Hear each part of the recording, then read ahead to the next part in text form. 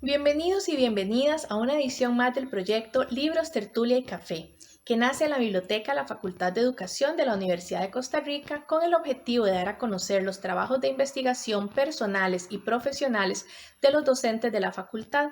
En esta ocasión llegamos a ustedes de forma virtual para inaugurar oficialmente el mes del libro con la celebración del centenario de los cuentos de mi tía Panchita, a cargo del doctor Carlos Rubio, docente de la Escuela de Formación Docente, sección primaria.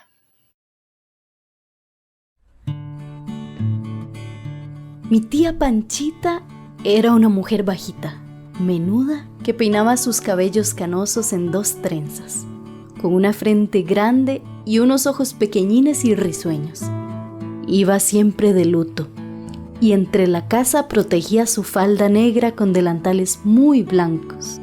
Diligente y afanosa como una hormiga era la anciana, y amiga de hacer el real con cuanto negocio honrado se le ponía al frente. Eso sí, no era egoísta como la antipática hormiga de la fábula, que en más de una ocasión la sorprendí compartiendo sus provisiones con alguna calavera cigarra. Habitaba con mi tía Jesús, impedida de las manos por un reuma, en una casita muy limpia en las inmediaciones del Morazán. La gente las llamaba las niñas. Hacía 1000 golosinas para vender que se le iban como agua y que tenían fama en toda la ciudad. En el gran armario con puertas de vidrio que había en el pequeño corredor de la entrada, estaban los regalos que sus manos creaban para el paladar de los josefinos. Las cajetas de coco y de naranja agria más ricas que he comido en mi vida. Muñequitos y animales fantásticos de una pasta de azúcar tan blanca que jamás he vuelto a encontrar. Bizcocho y tamal asado que atraían compradores de barrios lejanos, del Paso de la Vaca y de la Soledad. En frascos de cristal estaban sus perfumados panecillos de cacao matina, con los que se hacían un chocolate cuyo sabor era una delicia. Ella fue quien me narró casi todos los cuentos que poblaron de maravillas mi cabeza.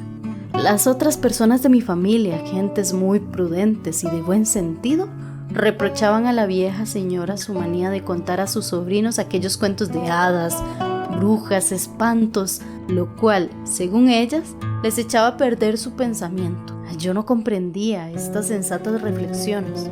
Mi tío Pablo, profesor de lógica y ética en uno de los colegios de la ciudad, llamaba despectivamente cuenteretes y bozorola a los relatos de la vieja tía. Quizá las personas que piensan como el tío Pablo les den los mismos calificativos y tendrán razón, porque ello es el resultado de sus ordenadas ideas. En cuanto a mí, que jamás he logrado explicarme ninguno de los fenómenos que en cada instante ocurren en torno mío, que me quedo con la boca abierta siempre que miro abrirse una flor. Guardo las mentiras de mi tía Panchita al lado de las explicaciones que sobre la formación de animales, vegetales y minerales me han dado profesores muy graves que se creen muy sabios. Qué sugestiones tan intensas e inefables despertaban en nuestras imaginaciones infantiles las palabras de sus cuentos, muchas de las cuales fueron fabricadas de un modo incomprensible para la gramática y que nada decían a las mentes de personas entradas en años y en estudios. Recuerdo el cuento de la cucarachita mandinga. Jamás podré expresar el picaresco encanto que este adjetivo de mandinga, puesto con tanta gracia a la par de la cucarachita, por los labios de quién sabe qué abuela o vieja china, vaciaba en nuestro interior. Mandinga. Ninguna de las definiciones que sobre esta palabra da el diccionario responde a la que los niños nos dábamos. Los cuentos de la tía Panchita eran humildes llaves de hierro que abrían arcas cuyo contenido era un tesoro de ensueños. Si la tía Panchita en ciertas ocasiones hubiese logrado fisgonear dentro de mi pensamiento, se habría horrorizado de sus encantadores embustes y habría temblado por mi vida, que deseaba ardientemente ir a jugar con princesas y perrillos en el Palacio de Cristal, y la sonrisa de compasivo triunfo que habría plegado los labios del tío Pablo, el profesor de lógica y ética, si hubiese asomado sus anteojos por los campos de mi fantasía cultivada por su hermano, a quien, según él, le faltaban 2 tornillos. Serían el del buen sentido y el de la lógica. Ahora cierro los ojos y el recuerdo de la querida viejecilla que fue 1000 veces más amada para mí que el tío Pablo, a pesar de que ignoraba que existiera lógica y ética en este mundo, se sienta en su silla baja y me narra sus cuentos. Son los cuentos siempre queridos de la Cenicienta, de Pulgarcito, de Blancanieves, de Caperucita, del Pájaro Azul, que más tarde encontré en libros. Son otros cuentos que quizá no estén en libros. De estos algunos me han vuelto a salir al paso, no en libros, sino en labios. ¿De dónde los cogió la tía Panchita? ¿Qué muerta imaginación nacido en América los entretejió? Cogiendo briznas de aquí y de allá, robando pajillas de añejos cuentos creados en el viejo mundo. Ella les ponía la gracia de su palabra y de su gesto, que se perdió con su vida. La querida viejita que no sabía de lógicas y éticas, pero que tenía el don de hacer reír y soñar a los niños. Biografía de tía Panchita, escrita por Carmen Lira. Buenas tardes, mi nombre es María Soledad Serrano, soy la coordinadora de la Biblioteca de la Facultad de Educación. El día de hoy estaremos desarrollando una actividad en conmemoración del centenario de los cuentos de mi tía Panchita, de la escritora costarricense Carmen Lira. Nuestro objetivo es poderle brindar a la comunidad un producto que pueda ser utilizado por las familias costarricenses en este momento que nos encontramos en casa, en cuarentena por el coronavirus. Esperamos que sean estos cuentos para el gozo y la alegría de nuestras niñas y niños y que sea un motivo de esperanza en estos momentos que estamos viviendo. Muchas gracias. Muy buenas tardes. Como decana de la Facultad de Educación, es un placer saludarles esta tarde. Hoy nos encontramos un 2 de abril de 2020 reunidos en forma virtual dada la emergencia a nivel mundial y país que estamos viviendo y que esperamos pasar pronto con el esfuerzo de cada uno de los costarricenses y de los miembros de este planeta. Hoy nos encontramos en el marco del programa Libros, Tertulia y Café impulsado por la Biblioteca de la Facultad de Educación y en particular esta tarde con el apoyo de nuestro ilustre académico, el profesor Carlos Rubio.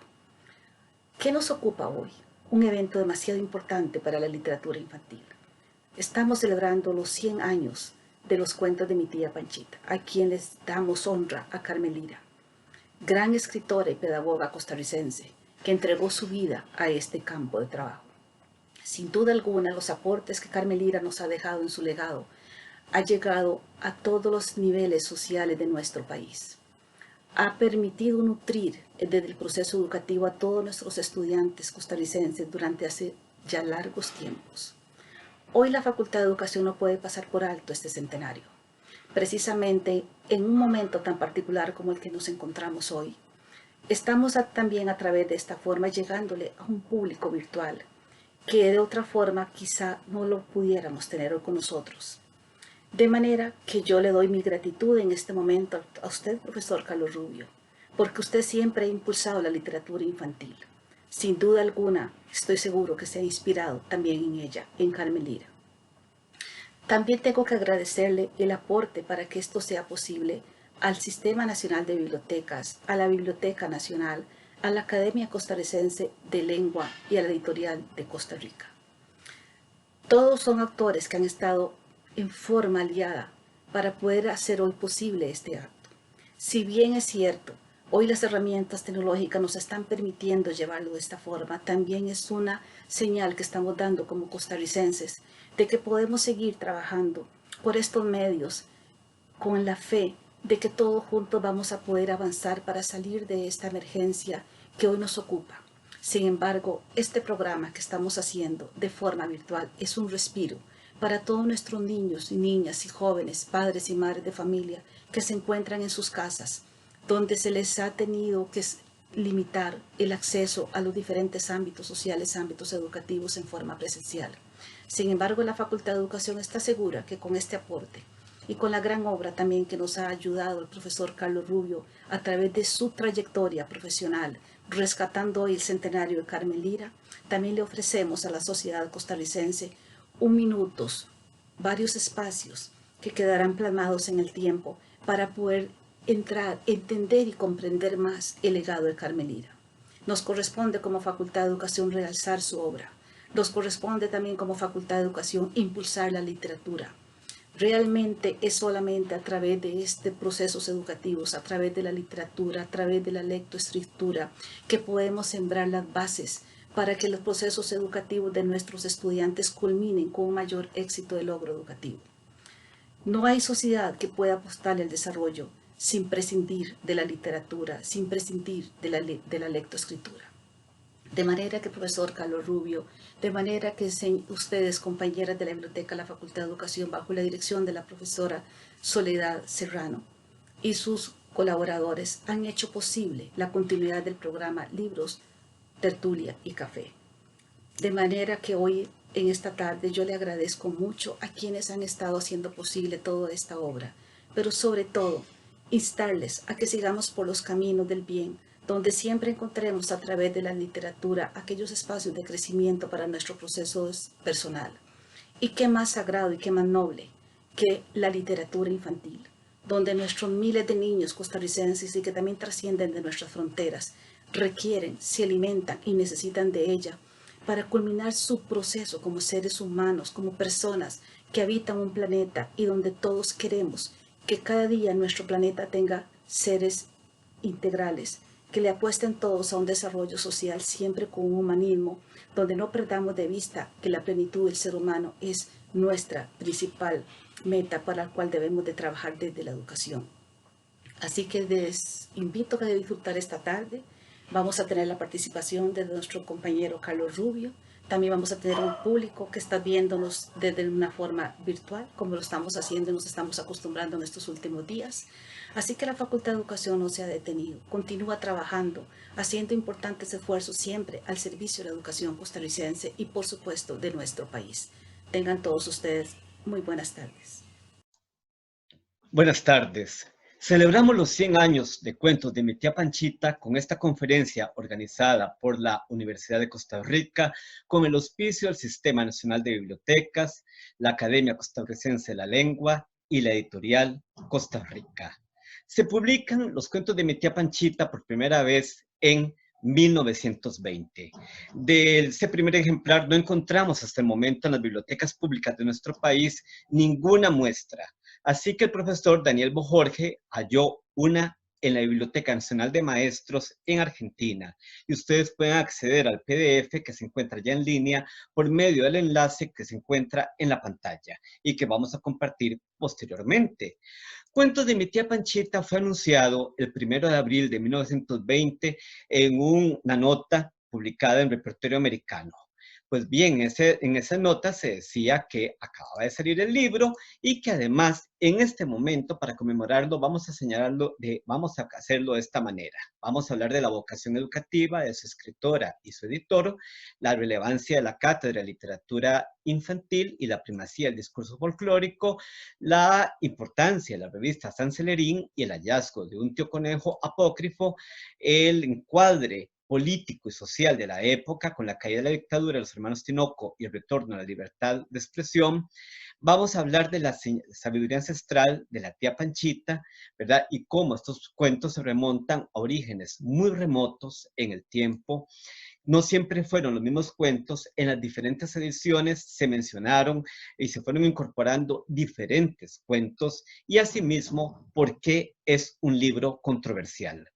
Cuentos de mi tía Panchita fue escrito por María Isabel Carvajal Castro, conocida como Carmen Lira, quien nació en San José en 1887 y falleció en la Ciudad de México en 1949. El libro fue editado por Joaquín García Monge, quien nació en Desamparados en 1881 y falleció en San José en 1958.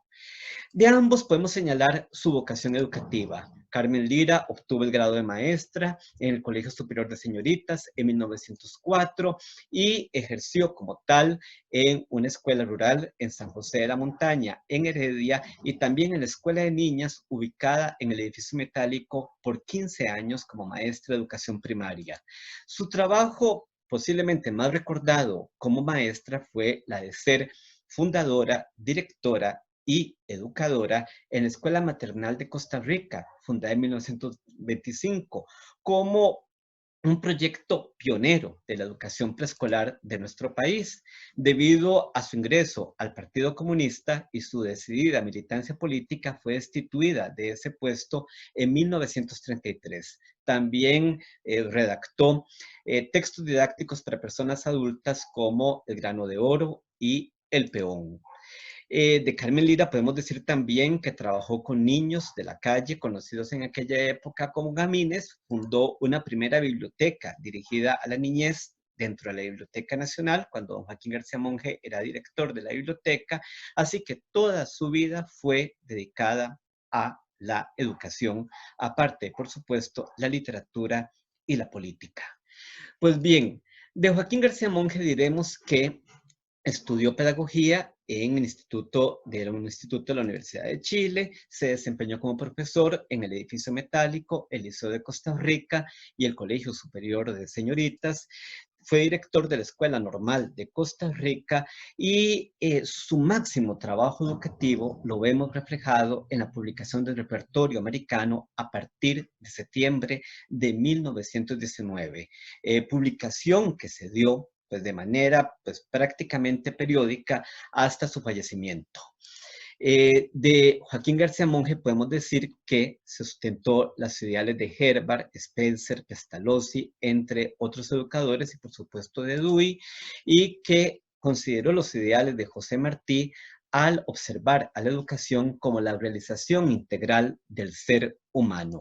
Como lo señala don Arnoldo Mora, don Joaquín García Monge nació para ser maestro o bien es un maestro de maestros.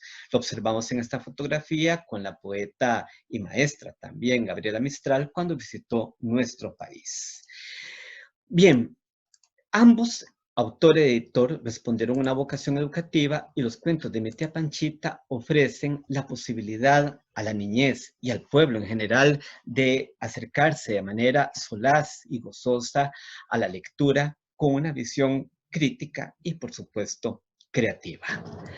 Bueno, ¿qué papel jugó la Cátedra de Literatura Infantil? El presidente Alfredo González Flores creó la Escuela Normal de Costa Rica por decreto en 1914. Esta institución abrió sus puertas en Heredia en 1915 y se caracterizó por mantener una posición vanguardista en la formación magisterial. Joaquín García Monge fue uno de sus profesores y propuso la creación de una cátedra de literatura infantil en algún momento entre 1917 y 1919. Bueno, no sabemos con precisión cuándo empezó la cátedra porque también en ese momento se dio la dictadura de los hermanos Tinoco. Entonces fue una época bastante convulsa para el país. Bueno, ¿cómo daba clases Joaquín García Monge como profesor de la cátedra y la siguiente profesora que asumió la cátedra, que fue Carmen Lira? Podemos decir, como expresa la profesora Margarita Dobles, que la literatura infantil en Costa Rica comenzó en esa cátedra, y la profesora María Pérez Iglesias señala que los verdaderos fundadores de la literatura infantil en Costa Rica son Joaquín García Monge y Carmen Lira, cada uno en su campo de interés. Bien, ¿qué se pensaba y qué se buscaba en ese momento de la formación de educadores en la Escuela Normal de Costa Rica? Esa visión la encontramos en la conformación de su biblioteca, en el acervo. Veamos que en esa biblioteca de la Escuela Normal había 652 libros de literatura española y portuguesa. Encontramos 199 libros de literatura inglesa, 192 de literatura clásica, 97 de literatura italiana, 521 de literatura hispanoamericana, 188 de literatura patria o costarricense y 538 de literatura francesa. Así que se aspiraba no solamente a la formación de un maestro que supiera de aspectos pedagógicos y educativos, sino que también fuera un asiduo lector. De la misma forma, podemos decir que la literatura que más interesaba en aquel momento para la niñez era la folclórica. Joaquín García Monge lo dice muy claro en un texto escrito de manera posterior a la fundación de la cátedra. Pero al niño la otra literatura, la que más le interesa, es la folclórica. Esa es la que más le conviene, la de su gente, la de su tierra. Y si esa literatura no se encuentra en los escritores de este país, habría que buscarla en la de Hispanoamérica. Asimismo, la maestra Adela Ferreto, quien también fuera profesora de la Cátedra de Literatura Infantil, señala en el libro Las fuentes de la literatura infantil, el mundo mágico, que el folclore es la fuente primigenia de la literatura infantil, y vamos a ver que el folclore jugó ese papel tan importante. ¿Qué entendían ellos por folclore? Bueno, el anticuario William John Thoms propuso este término de folclore y lo usó para denominar en un principio antigüedades populares e instó a recopilar canciones, cuentos, refranes, adivinanzas, leyendas o tradiciones de tipo romántico o naturalista. Asimismo, los hermanos Grimm en Alemania, a partir de 1812, empezaron a dar a conocer sus cuentos infantiles y el hogar y llegaron a recopilar aproximadamente 205 cuentos de tradición popular. Y estos hechos, lógicamente, incidieron en la creación de la Cátedra de Literatura Infantil que se desarrollaba en la Escuela Normal de Costa Rica en Heredia. Pues bien, ¿qué consideraba Carmen Lira del folclore? Ella escribe un ensayo en 1914 llamado La Cenicienta y hace alusión a esa importancia del folclore y dice que la Cenicienta, en este caso, es el primer cristal de belleza que se prende el alma, que antes de conocerla, todas las ideas que de lo bello se tienen, se agitan imprecisas en la inteligencia. Y por eso se ve también la importancia que tiene el folclore en su discurso, no solamente en los cuentos de mi tía Panchita, sino también en su discurso académico. Pues bueno, junto con la Cátedra de Literatura Infantil podemos señalar la importancia del periódico San Celerín, un periódico para los niños.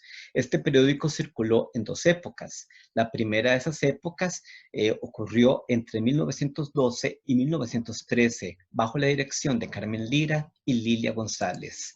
Y la segunda, entre 1923 y 1924, bajo la conducción de esas mismas maestras y Joaquín García Monge. Pues bien, en San Celerín se publicaron artículos didácticos, seleccionadores, también se publicaron textos vinculados al folclore y a cuentos maravillosos. Esos textos los vemos reflejados en esta tabla que ustedes podrán ver con mayor detenimiento cuando detengan la presentación. Y vamos a decir que ahí aparecen textos del francés Perrault, de los alemanes hermanos Grimm, de la española Fernán Caballero, la chilena Gabriela Mistral, el costarricense Carlos Luis Sáenz, el danés Hans Christian Andersen y, ¿verdad?, la costarricense Apaicán, seudónimo de María Fernández de Tinoco. Pues bien, también en San Celerín encontramos a Tío Conejo por primera vez. Este personaje es mencionado el 1 de mayo de 1913 en el número 11 y vamos a decir que Tío Conejo va apareciendo en diferentes números de las dos épocas. No se sabe exactamente quién escribió esos cuentos de Tío Conejo, aunque hay dos cuentos que luego vamos a ver, uno en Cuentos de mi tía Panchita y otro en Cuentos Viejos de María Leal de Noguera. Entonces sí podemos decir que fueron escritos por estas autoras. Sin embargo, uno se puede atrever a pensar que la mayoría de esos cuentos de Tío Conejo fueron escritos por Carmen Lira porque hay construcciones gramaticales que recuerdan a las que aparecen en los cuentos de mi tía Panchita. Veamos estos ejemplos. Por ejemplo, en el cuento El caballo de Tío Conejo se dice: pero Tío Conejo, ¿a dónde irán a parar estas mieles? No me la hace buena. Y así le contestó que estaba muy mal de los pies y que no podía caminar. O bien en el cuento Los primos de Tío Conejo se escapan de la escuela. ¿Con qué esas tenemos? Ahorita mismo voy donde la niña Tulita Conejo y le contaré vagabundos y grandes tales por cuales. Bien, entonces podemos decir que tanto Carmen Lira como María Leal de Noguera posiblemente no consideraron en su época que estos cuentos iban a tener un mérito literario en el futuro y los vieron como arreglos de maestras, como solían llamarle en aquella época. Hoy yo ese término lo observo con un gran respeto. Y que además podemos decir que en San Celerín aparece un Tío Conejo apócrifo que no aparece registrado en otros libros posteriores. Por eso hay que ponerle una gran atención a este Tío Conejo casi desconocido hasta el momento. Pues bien, el profesor Joaquín García Monge saludó a San Celerín de esta manera: San Celerín, esta revista no hará campañas políticas, ni obra de educación popular, ni luchas por la justicia y el progreso, ni labores de engrandecimiento comercial, ni nada de todo eso que hacen los hombres. Pero por sobre todo eso, entre el bullicio de una ronda a manera de mensajes para lo futuro, encumbrará los palotes de su alegría y su pureza. Pues bien, ¿en qué momento político, social ocurre la publicación de la primera edición de Cuentos de mi tía Panchita? Pues bien, vamos a decir que entre 1917 y 1919 nuestro país estuvo gobernado por la dictadura de los hermanos Federico y José Joaquín Tinoco. Los Tinoco habían impuesto un golpe de Estado al presidente Alfredo González Flores, quien aparece en la pantalla. Una dictadura que siempre pues, se caracteriza por la represión, mostró vejaciones, amenazas a miembros de la intelectualidad. Omar Dengo, por ejemplo, se rehusó a dar lecciones en la escuela normal y en su lugar ofreció clases en una escuela rural, y García Monge se vio en la necesidad de salir del país e irse a los Estados Unidos.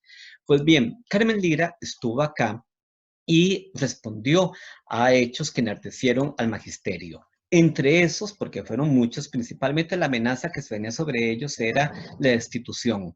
Pero vamos a decir que se impuso el uso de lo que se llamó la tercerilla, en 1919. La tercerilla era una tarjeta con la que se pagaba la tercera parte del salario. Y esa tercera parte del salario solo podía ser canjeada en lugares muy caros y aparte de eso, leales a los hermanos Tinoco. Carmen Lira y otras maestras respondieron con manifestaciones en la calle, manifestaciones que en su mayor parte estaban prohibidas para todo el mundo y más para las mujeres, y que entre el 11 y el 13 de junio de 1919 ocurrió lo que don Eduardo Conitrillo llama la Semana Heroica. Pues bien, vamos a decir que el 12 de junio, en esa semana heroica, el periódico La Información, periódico oficialista, anunció la reorganización del personal docente, lo que significaba que muchos maestros se iban a quedar sin trabajo por su filiación política. Bueno, estudiantes del Colegio Superior de Señoritas y el Liceo de Costa Rica siguieron educadoras encabezadas por Carmen Lira, y que la joven Fresia Brenes, hija del poeta y educador Roberto Brenes Mesén, intentó dar un discurso y casi sufre una paliza de parte de la policía oficialista. Realmente la que sufrió la paliza fue Carmen Lira y Ana Rosa Chacón, una profesora de educación física del Colegio Superior de Señoritas. Pues bueno, al día siguiente se respondió de una manera bastante molesta, porque ese día, ese jueves, los oficiales además lanzaron chorros de agua y los manifestantes contestaron con piedras y armas de fuego. Todo esto ocurrió en el Parque Morazán y vemos imágenes de ese parque, lógicamente no con la tranquilidad que se ve en esas fotografías, pero como era en esa época.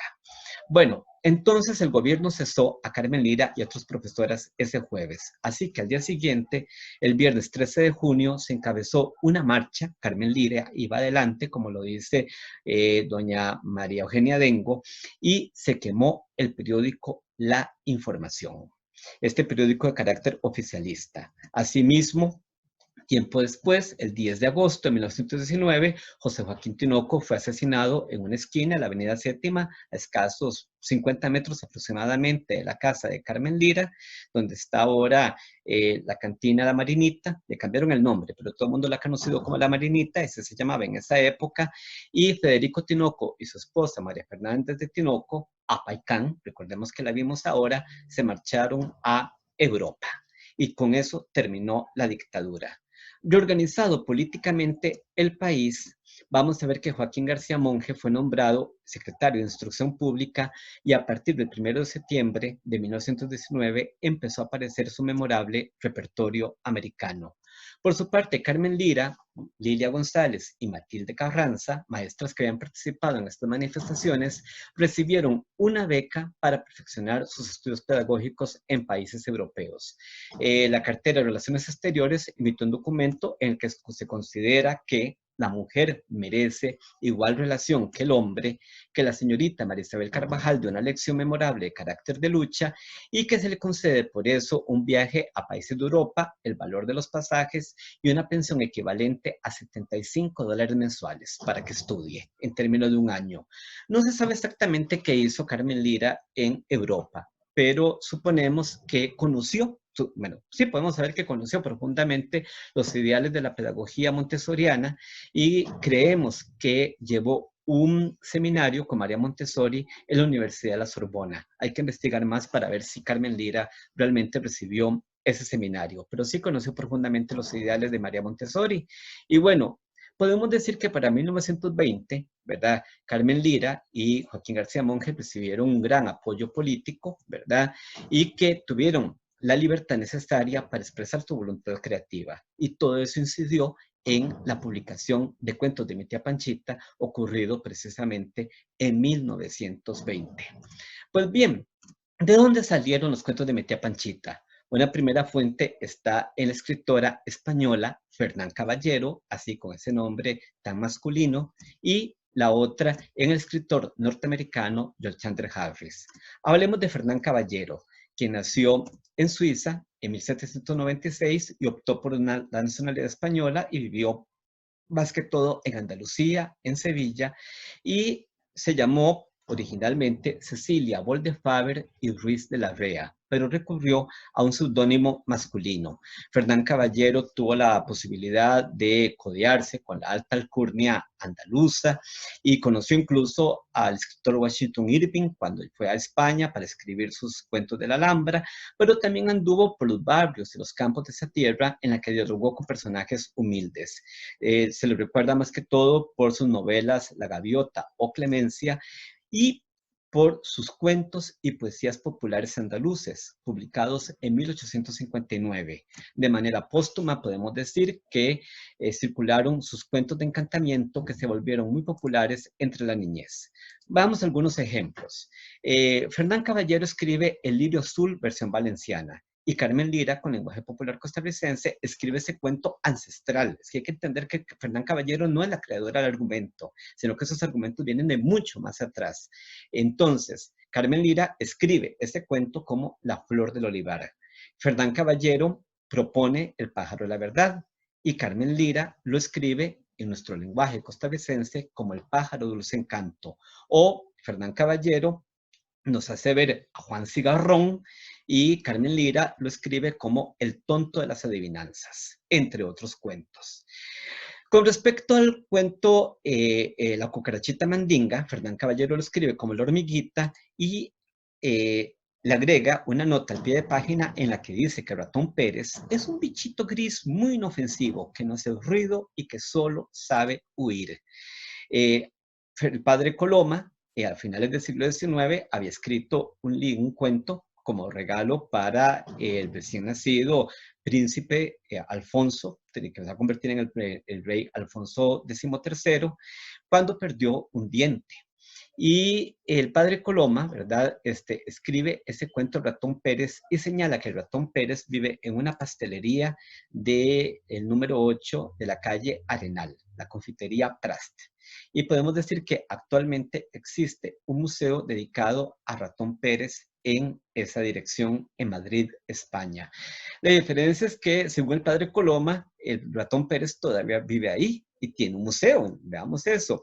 En cambio, Carmen Lira, a ese ratón español, lo mató por goloso, por jartón, porque se fue de cabeza en la olla de leche, en la olla de arroz con leche, como bien sabemos, cuando Cucarachita Mandinga, su esposa, lo dejó cuidando la casa. Bien, encontramos otras referencias también en cuentos españoles a los cuentos de mi tía Panchita. En la década del 80 del siglo pasado, el escritor y investigador Antonio Rodríguez Almodóvar dio a conocer los 2 volúmenes de sus cuentos Al amor de la lumbre. Ahí encontramos también referencias muy interesantes a los cuentos de mi tía Panchita. Por ejemplo, don Antonio nos presenta el cuento La princesa Mona, que Carmen Lira escribe como La Mica. o La adivinanza del pastor, que Carmen Lira escribe como El tonto de las adivinanzas, o El burro cagaduros en España, y se nos presenta aquí en Costa Rica como Escomponte Perinola, entre otros cuentos. Los cuentos de Tío Conejo tienen otra referencia. Están, como ya dijimos, en el autor norteamericano, nacido en Georgia, el sur de los Estados Unidos, Jochander Harris, quien vivió entre 1845 y 1908. Jochander Harris visitó barriadas y casas en las que habitaban personas afroamericanas que vivían en condición de esclavitud en aquel momento y conoció cuentos y leyendas que se narraban en la lejana África, cuyo protagonista solía ser un conejo o una liebre. Este conejo liebre podía llamarse originalmente Son, Bacalulu, Zunguro, entre otros nombres, y Jochander Harris lo bautizó como Brad Rabbit, en inglés, o Brad Rabbit, de manera abreviada. Esos cuentos fueron narrados, según Jochander Harris, por un hombre que vivía en condición de esclavitud, llamado el tío Remus, Uncle Remus, y así como Carmen Lira crea una tía Pachita, pues Jochander Harris crea a un tío Remus, un Uncle Remus. Sabemos con toda certeza de que Carmen Lira leyó a Jochander Harris por los siguientes motivos: porque se le menciona en la revista San Celerín del 1 de mayo de 1913, también se le menciona en el ensayo La Cenicienta de 1914 y en el registro de libros que hace doña Emilia Prieto de la biblioteca de la escuela maternal que dirigía Carmen Lira, aparece este ejemplar de Nice Uncle Remus, ¿verdad? Esto fue en 1925 y hasta aparece el precio del libro, 10 colones con 20 céntimos, era un libro carito, ¿verdad? Bueno, sabemos entonces que Jochander Harris y Carmen Lira comparten un hecho especial, que eso es interesante. Aunque a mí no me gusta referirme a aspectos biográficos, diremos que ambos autores fueron personas abandonadas por sus padres, ¿verdad? Por esa línea paterna. Y aunque vivieron en países y culturas muy diferentes, eso significaba rechazo social en su época. Y eso pudo haber sido un hecho que los haya llevado a buscar a personas que también sufrían ese rechazo, en este caso por esclavitud, racismo en los Estados Unidos o en el caso de Costa Rica por pobreza, ¿verdad? Y por exclusión, como se daba en la época y pues como lamentablemente podemos señalar que todavía en algunos casos sigue ocurriendo. Bien, vamos a decir que algunos cuentos de Jochander Harris aparecen escritos en español por Carmen Lira. Tenemos además que decir que Carmen Lira era trilingüe. Carmen Lira sabía leer y hablar en inglés y en francés. Entonces está claro que ella podía leer los cuentos de Jochander Harris en su lengua original. Entonces, vamos a ver que en los cuentos de mi tía Panchita hay una universalización de estos cuentos de origen africano. Pues bueno, entonces vamos a ver que no siempre fueron los mismos cuentos. Dijimos que en la primera edición de 1920 aparecen 15 cuentos, fueron anunciados, este es el primer comercial de cuentos de mi tía Panchita, que aparece en repertorio americano, y dicen que acaban de salir este libro de la imprenta Alsina, ¿verdad? Que Carmen Lira es la llamada a hacerlo, que cuesta 1 colón el ejemplar y que además si usted compra una docena, le hacen un descuento de un 20%. Así que apurarse a comprarlo. Pues bueno, aparecen 2 ediciones más en 1936, esto con base en lo que tenemos en la Biblioteca Nacional de Costa Rica, una edición rústica y otra edición de lujo. En ambas ediciones, la rústica y la de lujo, están las ilustraciones de Juan Manuel Sánchez. En la edición rústica están las ilustraciones presentadas en una sola tinta, en color negro, y en la edición de lujo aparecen las ilustraciones, las mismas, pero elaboradas con o impresas con otras tintas, como de color verde, vino, azul o naranja. Esta es la portada que ustedes están viendo de la edición rústica. Pues bien, a partir de ese momento, Cuentos de mi tía Panchita empieza a ser ilustrado y se convierte no solamente en un texto literario, sino también se convierte en un texto gráfico. De las ilustraciones de Juan Manuel Sánchez, vamos a decir, junto con la artista y profesora Vicky Ramos, que son ilustraciones que tienen una influencia precolombina, que presentan líneas curvas que se entrelazan formando grecas, figuras humanas, animales redondeados, y aunque su línea es muy depurada, se percibe la presencia del modernismo o el Art Nouveau propios de inicios del siglo XX. En estas ediciones de 1936 aparecen otros cuentos que se suman a los 15 originales, como de cómo Tío Conejo salió de un apuro, Tío Conejo y los quesos, Tío Conejo y los caites de su abuela, Tío Conejo y el caballo de mano Juan Piedra, Tío Conejo noviado y cómo Tío Conejo les jugó sucio a Tía Ballena y Tío Elefante. Y dos de esos cuentos habían sido publicados también previamente en el repertorio americano y en la revista San Celerín. Pues bien, hay una edición póstuma, recordemos que la autora fallece en 1949, esta edición es de 1956, 7 años después de que ella ha muerto, y en esta edición hay 2 cuentos nuevos, es con Ponte Perinola y Tío Conejo y el Yurro.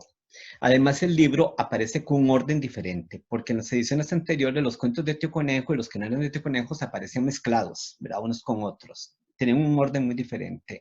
Aquí aparecen ya separados. La primera parte están los cuentos que no tienen un personaje central, como es con Ponte Perinola, Salir con un Domingo 7, El Cotonudo, la Negra y la Rubia, entre otros, ¿verdad?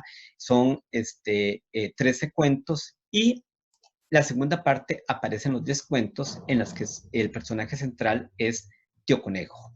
Asimismo, vamos a ver que esta edición de 1956 se encuentra dividida, las 2 partes, por una ilustración que no vemos en las ediciones anteriores, en la que presenta a Tía Panchita sentada en una banca.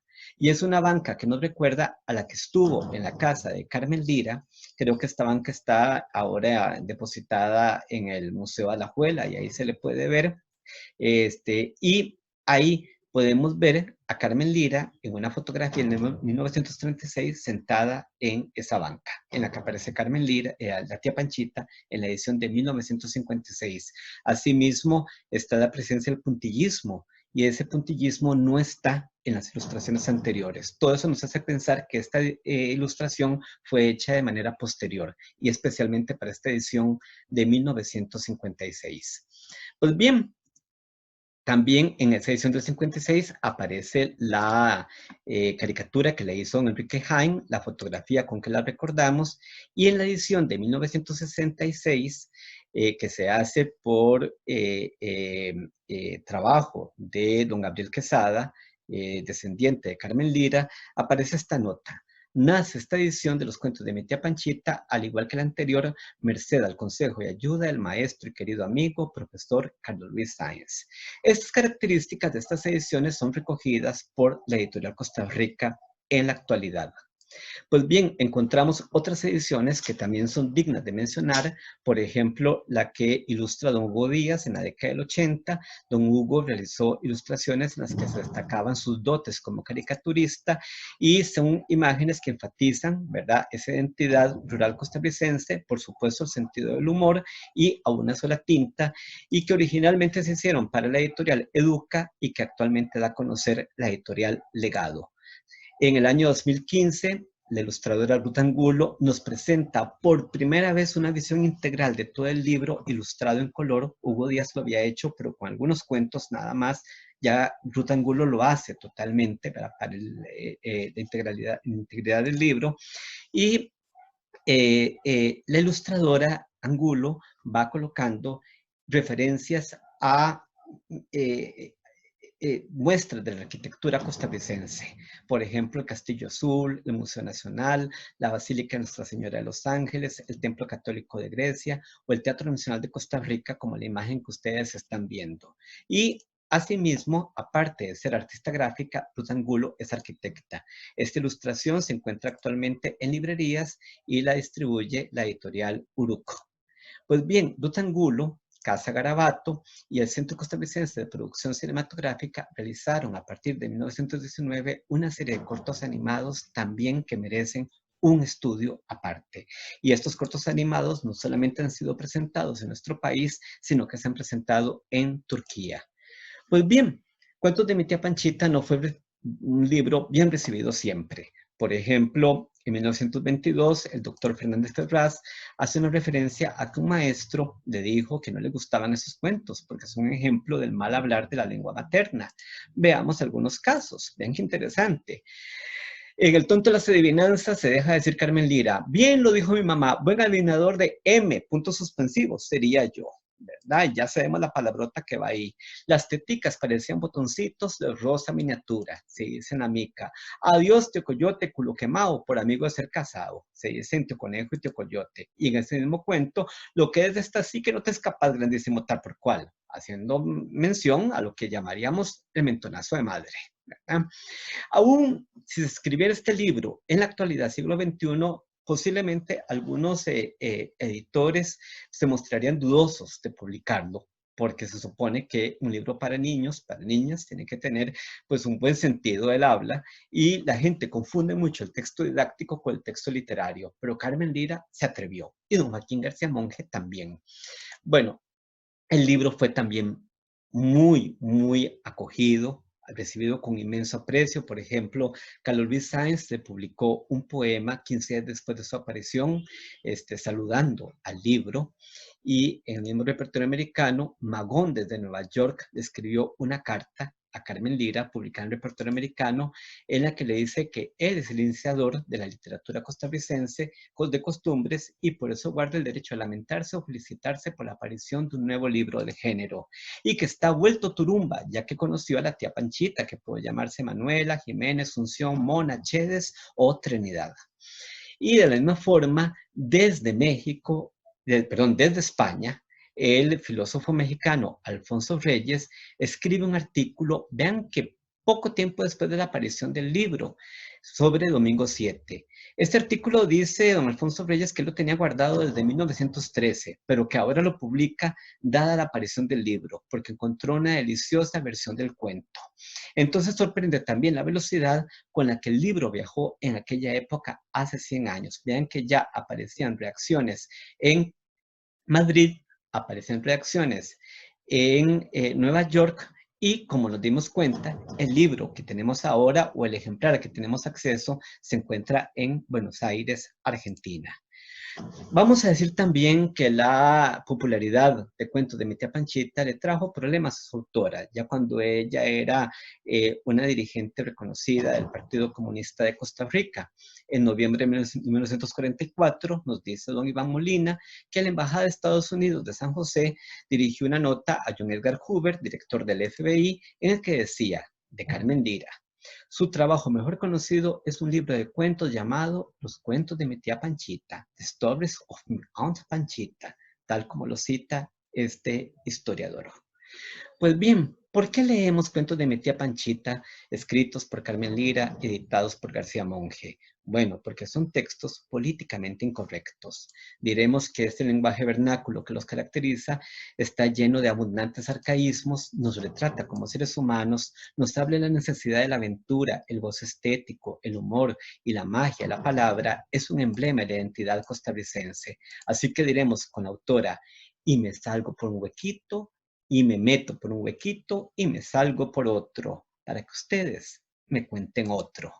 Muchas gracias. Carlos Rubio de la Universidad de Costa Rica los saluda y aquí se encuentra mi dirección para cualquier consulta.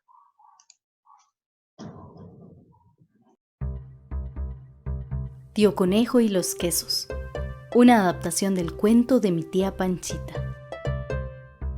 Pues señor, es el caso que Tío Conejo se nos había vuelto muy melindres para comer y a mi amo no le gustaban sino cositas buenas. Decía que ya el churristate lo tenía hasta el copete y a los quelites no los quería ni ver. Últimamente andaba antojado de comer queso tierno. ¿Y cómo hago?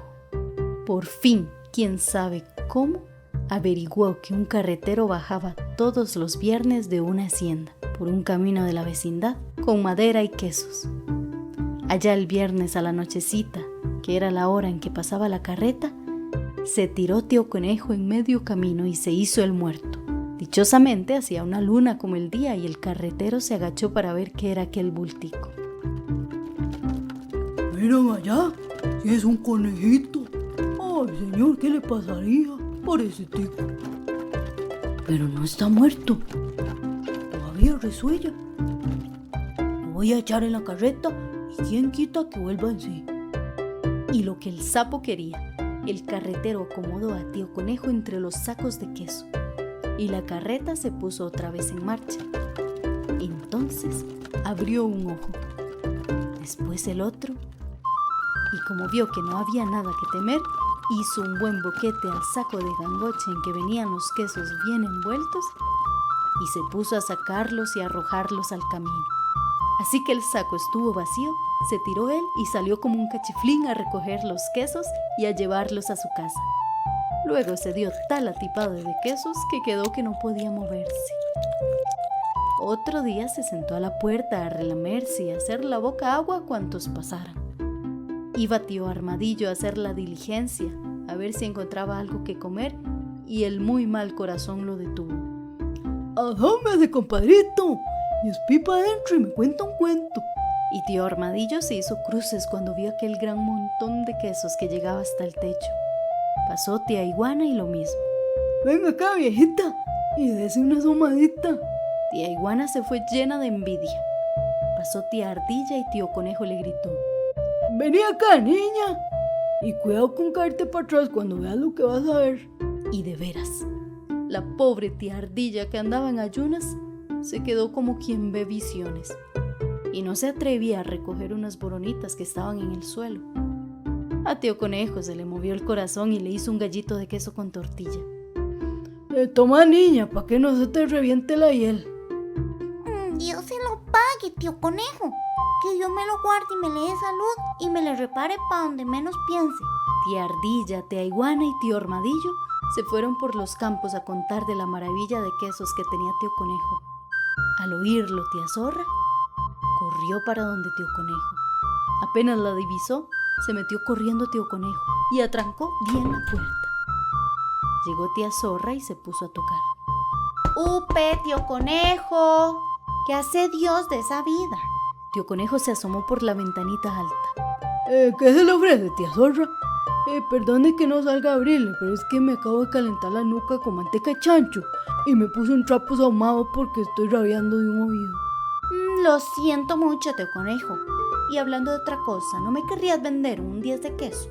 Ah, no, comadrita, es que no tengo a la venta. Andan diciendo que tenés la casa llena de quesos. Contame cómo hiciste. Ay, ¿por qué no me decís? Con mucho gusto, tía Zorra. Mira qué sencillez. Ve así, así. Ay, así quién no. Y decime, hombre, ¿vos crees que si yo me hago la muerta en el camino me pase la misma? Pues cómo no. Otra cosa tendría duda, pero eso, si la veo ya con la casa llena de quesos. ¡Anímese, viejita! Ay, sí, hijo. Ay, voy a ver si hago el ánimo. El que no se arriesga no pasa el mar. Aviaos que no saque algo. Ay, encomendarme a Dios para que me vaya bien. Y tía Zorra se fue. De veras, allá el viernes a la nochecita se puso a la mira y cuando sintió venir carretas, se tiró a lo largo en medio camino, en el mismo sitio en que lo hizo el otro. Y para quedar mejor, se estiró bien y se puso tiesa. El carretero, donde la vio, dijo: ¡Adiós, trabajo! Hoy hace 8 era un conejo y hoy ese está aprovechado. No querrá también dejarme sin queso. Guárdate ahí y verás. Y diciendo y haciendo, el muy ingrato chuceó los bueyes y la carreta le pasó por encima a la pobre tía Zorra. Solo porque Dios es muy grande y porque las zorras tienen la vida muy dura, tía Zorra quedó contando el cuento. Pero cuando la pobre volvió en sí, no valía un 5. Todos los huesos le dolían y como pudo, regresó a su casa y tuvo que estar un mes en cama. A los días pasó por donde Tío Conejo, todavía en muletas, y apenas lo vio, le torció los ojos y le hizo tan mal modo que parecía se lo iba a tragar. Vas a ver, mechudo orejón, me las vas a pagar. Eso sí que está bonito. ¿Y yo qué le he hecho? Sí, yo qué le he hecho. Pero con esa no te quedas. Diantres, qué revesera. y tuvo que meterse corriendo y pasar el picaporte a la puerta. Y por torear a tía Zorra, se asomó por la ventanita alta y se puso a comer un buen tuco de queso y a arrojarle boronitas en la cara. A tía Zorra de la cólera le dio un ataque y tuvieron que llevársela a la casa en silla de ruedas, tío Armadillo y tío Coyote.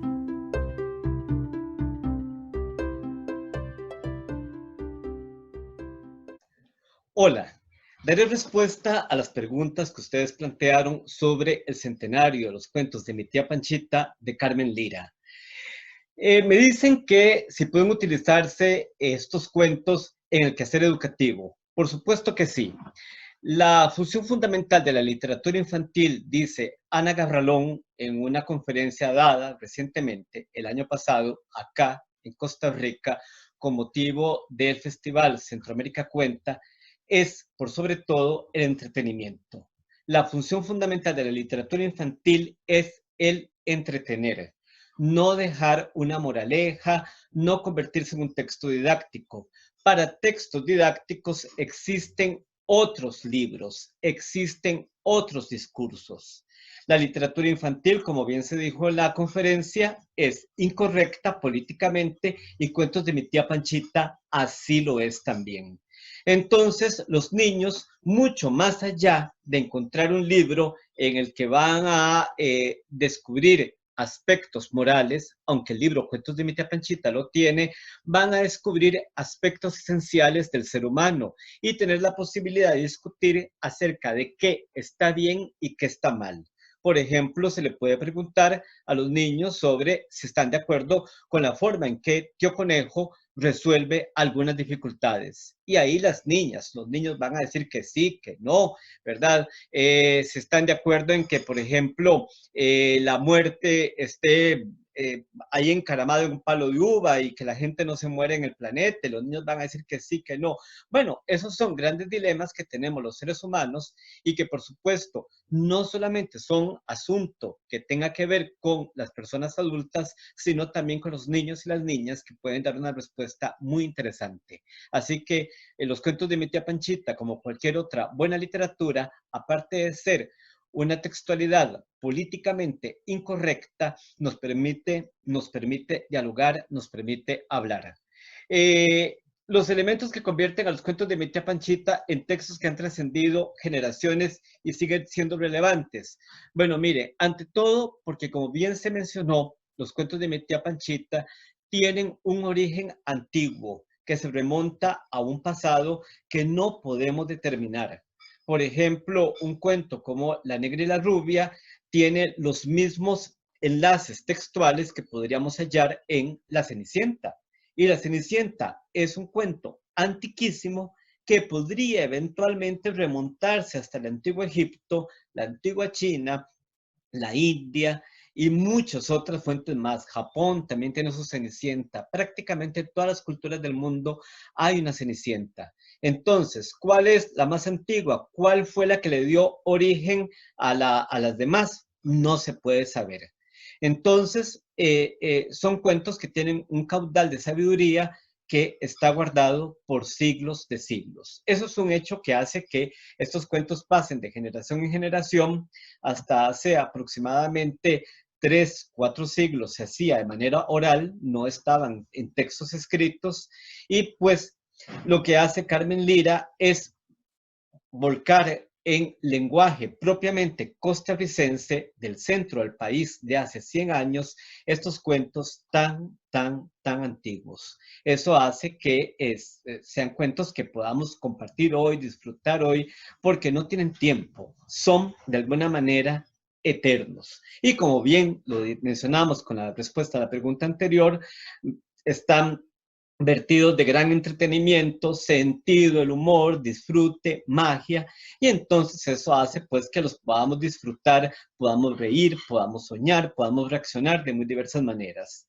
Influencia de Carmen Lira, pregunta otra persona, en la política nacional de la época. Mucha. Recordemos, como se mencionó en la conferencia, que Costa Rica estuvo gobernada entre 1917 y 1919 por una dictadura, la dictadura de los hermanos Tinoco. Y si bien fueron muchas las personas, líderes, hombres y mujeres, que lucharon para traerse abajo esta dictadura, si no lo hubieran hecho, posiblemente nuestra historia en estos 100 años hubiera sido muy diferente. Carmen Lira tuvo un papel determinante. Entonces, Carmen Lira condujo manifestaciones de maestras, principalmente, aún en momentos en que había toque de queda, y hay que tomar en cuenta que en ese momento las mujeres no tenían derecho al voto, mucho menos estaba bien visto que tuvieran participación política en manifestaciones en la calle. Entonces era una verdadera osadía ver una mujer conduciendo a otras personas y animándolas a la revuelta y animándolas a manifestarse públicamente en contra del oficialismo. En una de estas revueltas, específicamente la del 13 de junio, de junio de 1919, termina con la quema del periódico, del edificio, del periódico oficialista La Información. Entonces es un hecho determinante para que concluya la dictadura de los hermanos Tinoco en agosto, 2 meses después. Así que Carmen Lira tuvo un peso muy grande en la política de la época. Posteriormente va a haber muchas otras manifestaciones, pero hay que tomar en cuenta que el pensamiento de Carmen Lira nunca fue uniforme. La gente suele mencionar que Carmen Lira era comunista y efectivamente fue comunista en la última etapa de su vida, pero ella, recién graduada como maestra normal en el Colegio Superior de Señoritas, opta por ser novicia en una orden que atendía el Hospital San Juan de Dios, la Orden de las Hermanas de la Caridad, en un momento en el que no había caja del seguro en nuestro país. Entonces, lógicamente pensamos que Carmen Lira estaba abiertamente vinculada a la Iglesia Católica en ese momento, no con una visión contemplativa, no optó por una orden de claustro, sino con una orden que tenía gran injerencia en la vida social y principalmente con las clases más vulnerables, más necesitadas del país. Posteriormente, el pensamiento de Carmen Lira va evolucionando, va conociendo, por ejemplo, el anarquismo, que estaba muy en boga en España, de alguna manera engarzado con el libre pensamiento. De ahí va pasando al aprismo, un pensamiento que se había generado en Perú con Aya de la Torre, y ya el aprismo era un partido político, el APRA, ve a los Estados Unidos como un peligro para nuestra América en términos de Martí, y posteriormente el aprismo, ya a partir de 1933, pasa al Partido Comunista. Entonces el pensamiento de Carmen Lira nunca fue uniforme, y en cada una de esas líneas de pensamiento, Carmen Lira fue dando diferentes aportes políticos. Bueno, la evidencia del seudónimo de Carmen Lira.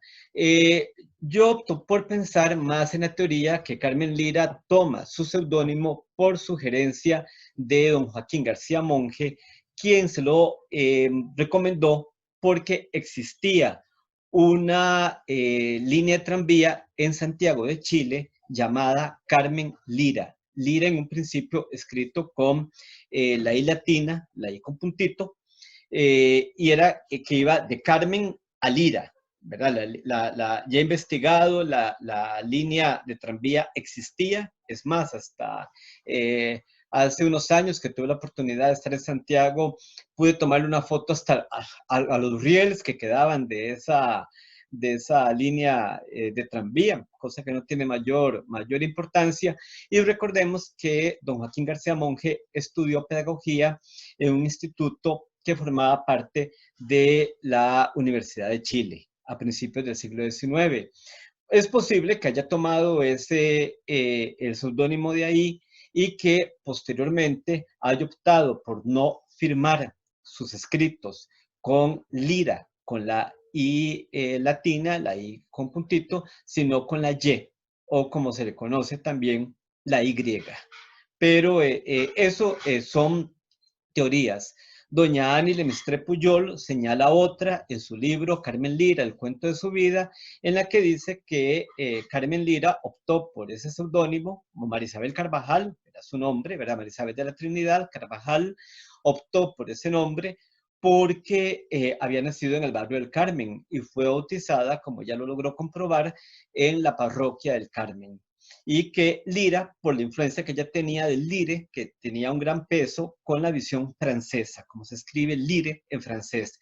Recordemos que Carmen Lira salió del Colegio Superior de Señoritas como una mujer que perfectamente hablaba y leía en lengua francesa y también en lengua inglesa. Era trilingüe.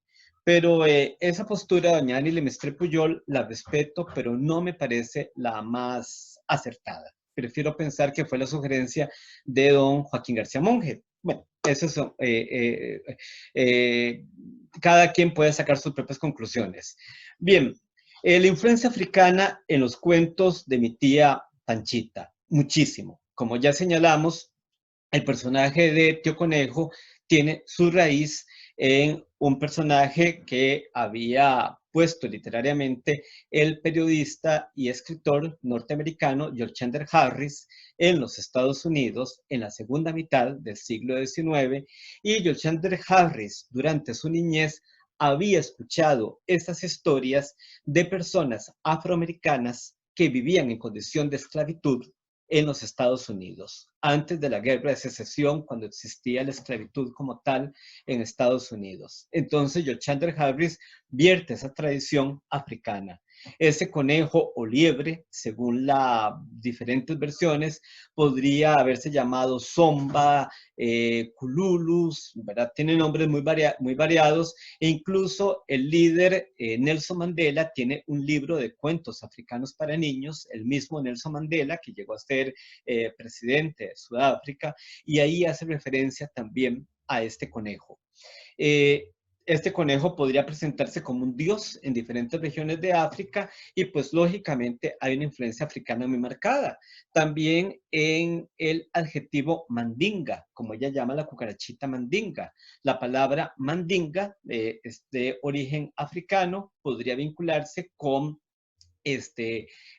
textos o con la idea de lo diabólico, pero mandinga aquí viene a sonar como un adjetivo sonoro, ¿verdad? Fonéticamente, como un adjetivo que le contribuye a darle esa condición de donaire, de coquetería a la cucarachita. Entonces, hay que ver que son bastantes los elementos. Incluso también hay muchos aspectos en común entre Tío Conejo y la araña Anansi, de cuyos cuentos se cuentan bastante en el Caribe de nuestro país y de otras áreas de Centroamérica. Y por supuesto, tenemos a escritores como don Quince Duncan, que han recopilado bastantes cuentos de Anansi, y hay muchos elementos en común entre Anansi y Tío Conejo, ¿verdad? Bueno, la influencia europea en Ubieta. Bueno, vean, Ubieta es un cuento que en un principio tiene elementos en común con el cuento Juan Soldado, recogido por la autora española, como ya dijimos, radicada en Andalucía, en Sevilla, Fernán Caballero. Ya dijimos que Fernán Caballero era una mujer. Y Fernán Caballero narra Juan Soldado como un soldado retirado, un soldado ya pensionado, que se va con muy poco dinero. Entonces su gran urgencia es que no tiene plata, y ahí se va encontrando con estos diferentes personajes que son la Virgen y demás. Don Antonio Rodríguez Almodóvar, también a Andalucía, recoge otro cuento que se llama Juan Soldado, San Pedro y Cristo, porque en su camino Juan Soldado se va encontrando con Juan Pedro, con San Pedro y Cristo. Y igual que lo plantea Fernán Caballero, es un soldado que pasa quejándose por la poca pensión, ¿verdad? Los pocos maravedíes, como dicen en la moneda, ¿verdad? El maravedí, los pocos maravedíes que recibió después de haber dedicado toda su vida a la milicia. Y Carmen Lira, pues, lo convierte en Ubieta y le da además esa línea, porque Ubieta logra pescar a la muerte o hacer que la muerte se trepe en un palito de uvas y ahí la deja atrapada sin poderse salir. Bueno, los aspectos de discriminación en cuentos como La Negra y la Rubia. Ya dijimos que los cuentos de mi tía Panchita son políticamente incorrectos y que presentan un discurso que hace 100 años no se podía considerar como inadecuado y que hoy, como las sociedades, eso está de más decirlo, cambian, hoy sí nos suenan totalmente inapropiados. Yo lo que sugiero cuando los colegas docentes lleguen a La Negra y la Rubia, o bien las madres, los padres en el hogar, cuando se comparten este cuento, es que más bien hablen con los niños, las niñas, sobre los posibles elementos de racismo que se encuentran ahí y que más bien los niños se pronuncien en contra de ellos, porque el cuento no se puede variar, el cuento por derechos de autor ya se queda así. Entonces, y que veamos que la gente hace 100 años pensaba de esa manera. En La Negra y la Rubia no hay que verlo solamente como un cuento eventualmente racista, que es lo mismo que pasa con Cocorí, que la gente de una manera simplista lo ve de una manera racista.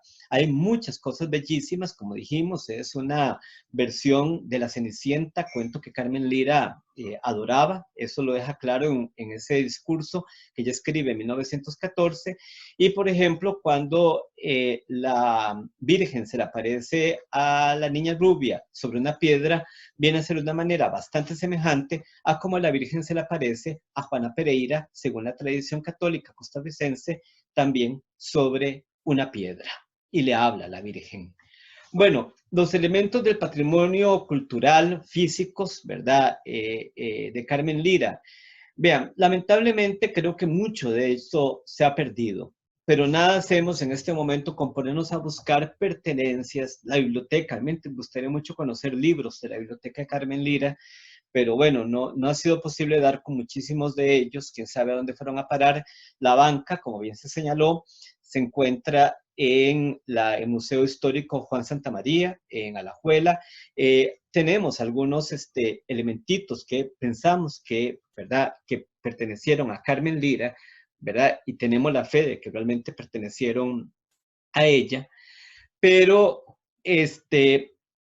más importante que buscar vestidos, buscar lapiceros, buscar objetos, lo más importante es leerla. Y no solamente leer los cuentos de mi tía Panchita, que lógicamente encantan a los niños.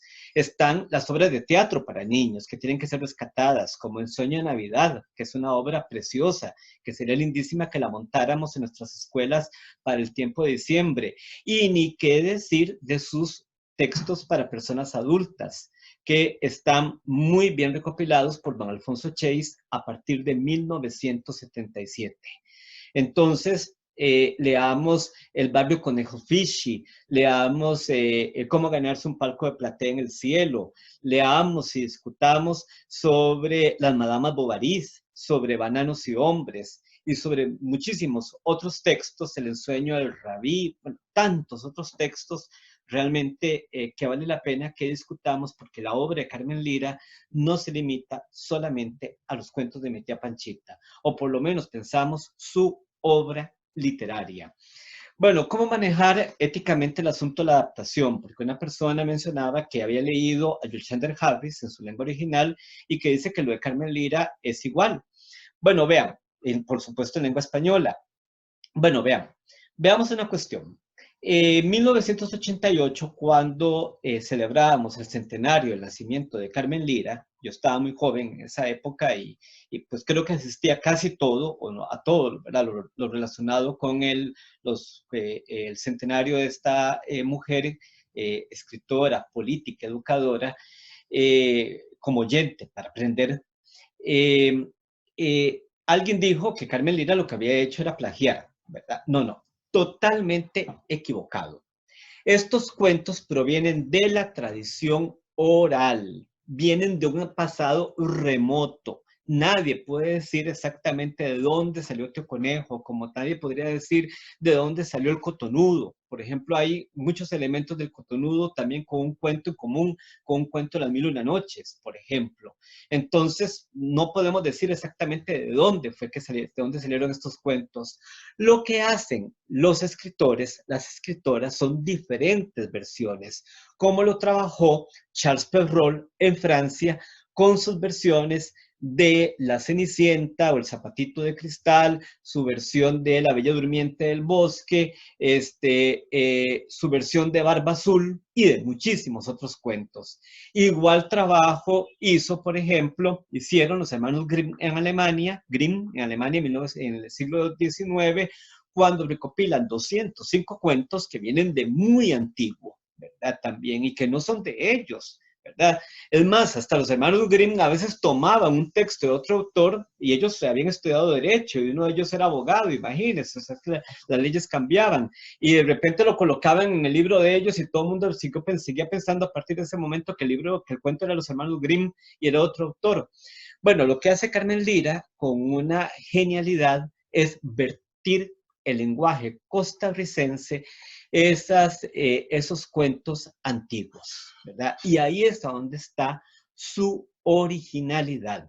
Así como en este momento usted o yo podemos hacer una nueva versión de La Cenicienta, una nueva versión de Blancanieves, una nueva versión del Gato con Botas, entre muchas otras, perfectamente. Y eso no está mal. Lo que estaría mal sería copiar literalmente otro texto. Eso sí sería plagio, pero hacer una nueva versión del cuento no está mal. Bien, ¿y en qué libros pueden encontrar más datos sobre la vida de Carmen Lira? Bueno, mire, en muchísimos. Ante todo, la fuente fundamental que yo les recomiendo es que se vayan a esta obra que la editorial Costa Rica no ha vuelto a editar, que son los relatos escogidos de Carmen Lira. La primera edición es de 1977, esta que tengo en mis manos es de 1999, y acá don Alfonso Chase escribe una cronología muy detallada de la obra de María Isabel Carvajal, Carmen Lira. Así que si uno quiere tener una visión bastante completa de ella, pues yo les recomiendo esta edición que es, aparte de eso, cuidadísima y un reconocimiento al trabajo de don Alfonso. También doña Luisa González y don Carlos Luis Sáenz, quienes conocieron también a Carmen Lira, hicieron este libro también en 1977 para el Ministerio de Cultura, Juventud y Deportes, como se llamaba en aquella época, en que también ofrecen una visión bastante detallada de la obra de Carmen Lira y también presentan una cronología. En este caso, aquí tengo incluso el ejemplar firmado por doña Luisa González, quien en 1987 tuve el honor de que me la firmara.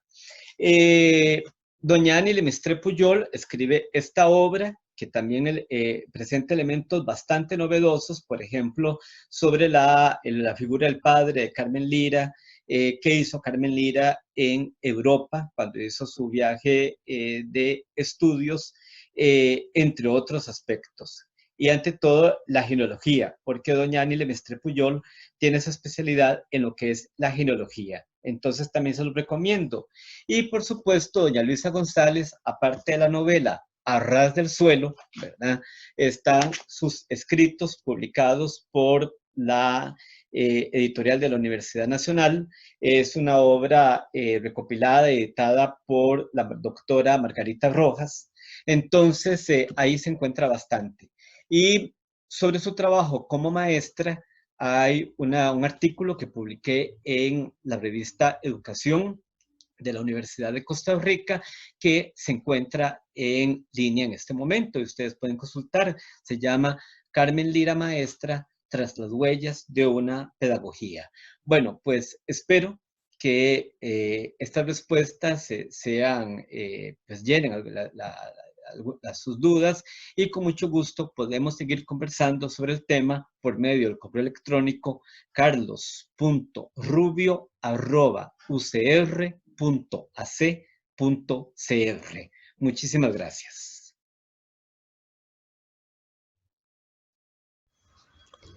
En el siguiente enlace puede encontrar la primera edición de los cuentos de mi tía Panchita en formato digital, la cual fue donada a la Biblioteca de los Maestros en Argentina. La Biblioteca de la Facultad de Educación de la Universidad de Costa Rica desea hacer un llamado a la reflexión en esta celebración del centenario de los cuentos de mi tía Panchita, 1920-2020. Esta época que nos ha tocado vivir nos llama a crear una conciencia solidaria, a compartir lo que tenemos y a apoyarnos unos a otros. Mantengámonos en casa y guardemos el distanciamiento social. Juntos lo lograremos.